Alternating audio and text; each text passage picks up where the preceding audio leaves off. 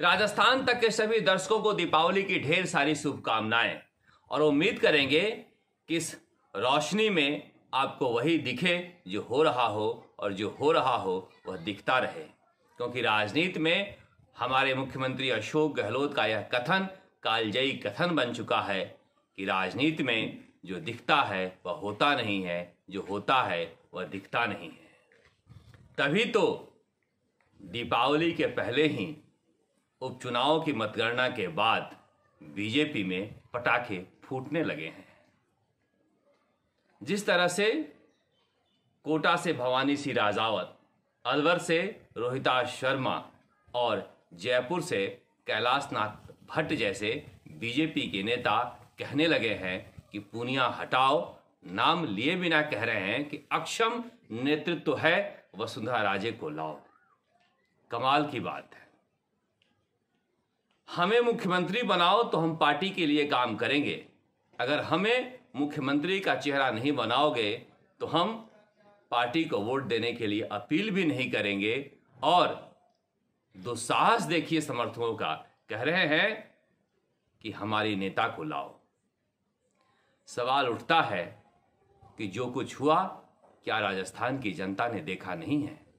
वो जमाना लद गया जब जो होता था वो दिखता नहीं था।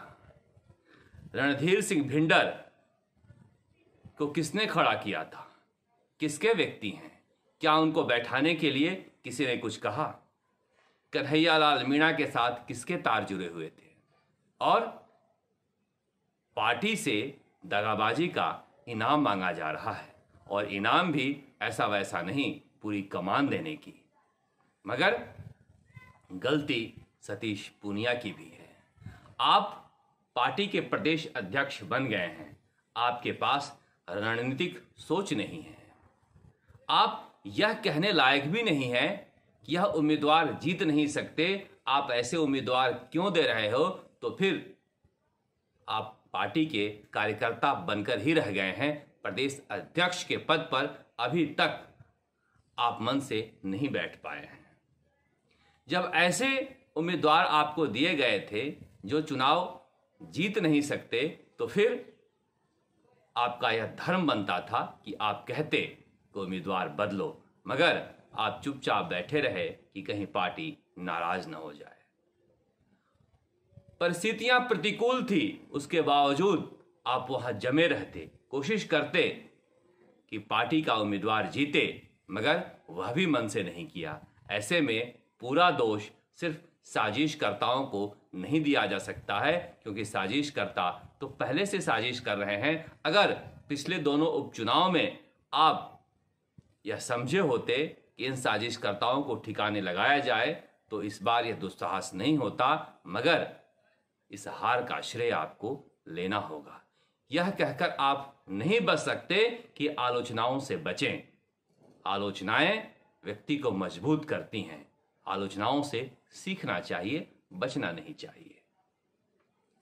और सीखना इसलिए चाहिए कि पिछले 20 सालों में राजस्थान की राजनीति में जो दो कद्दावर नेता राज कर रहे हैं, वह इसी तरीके से कर रहे हैं कि जिताते भी हैं और जिताने की जितनी कुवत रखते हैं उससे ज्यादा हराने की रखते हैं।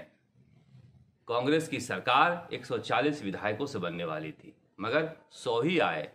ऊपर से यह कहा जा रहा है कि सचिन पायलट यह बताएं कि 100 ही क्यों आए। वाह, जिसने हराया वही पूछ लेता है। बीजेपी में जिस पर हराने का आरोप है वही पूछ रहा है कि पार्टी तीसरे और चौथे स्थान पर क्यों आई। और कांग्रेस में भी यही हो रहा था और यही हो रहा है कि हराने वाले ही पूछ रहे हैं कि पार्टी 100 पर क्यों सिमट गई।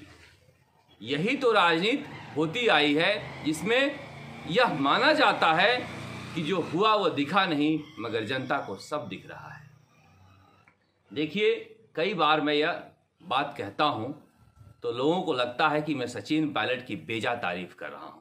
सचिन पायलट ने बगावत करके जो कुछ किया पार्टी के साथ, उसे सही नहीं ठहराया जा सकता, मगर जो कुछ हो रहा था उन पास इसके अलावा कोई विकल्प भी नहीं था। सचिन पायलट केंद्र में मंत्री बन सकते थे। बहुत सारे कांग्रेस के ऐसे नेता हैं जो 80 साल की उम्र में पद से हटाए गए तो नई पार्टी बना ली, दूसरी पार्टी ज्वाइन कर लिए, मगर तमाम जलालत के बावजूद वह इसी कांग्रेस में घास की रोटी खा रहे हैं। इसलिए इस स्वाभिमान की जीत एक दिन जीतेंगे। बड़ा दिल मैं क्यों कहता हूं? मोहब्बत सिंह अशोक चांदना के दोस्त थे, मगर कांग्रेस के कार्यकर्ता थे। सचिन पायलट उनके घर गए।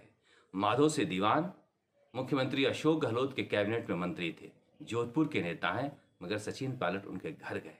यही बड़ा दिल दिखाया जाता है कि कांग्रेस में हम रहेंगे और कांग्रेस में रहकर अपनी हैसियत हासिल करेंगे।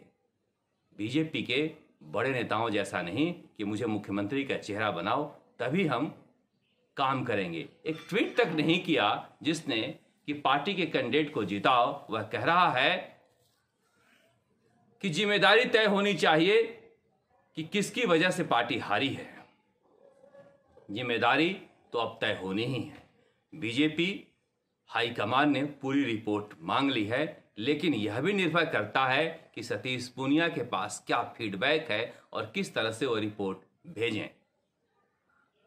कांग्रेस आला कमान ने भी रिपोर्ट मांगी है। रिपोर्ट मांगी है कि कब तक आप मंत्रिमंडल में विस्तार कर रहे हैं। माना जा रहा है कि 7 नवंबर के बाद कांग्रेस की बैठक दिल्ली में होगी। उसके बाद तय होगा मंत्रिमंडल में विस्तार का दिन, और जो सूची तैयार कर ली गई है राजनीतिक नियुक्तियों के लिए, उसकी भी घोषणा हो जाएगी।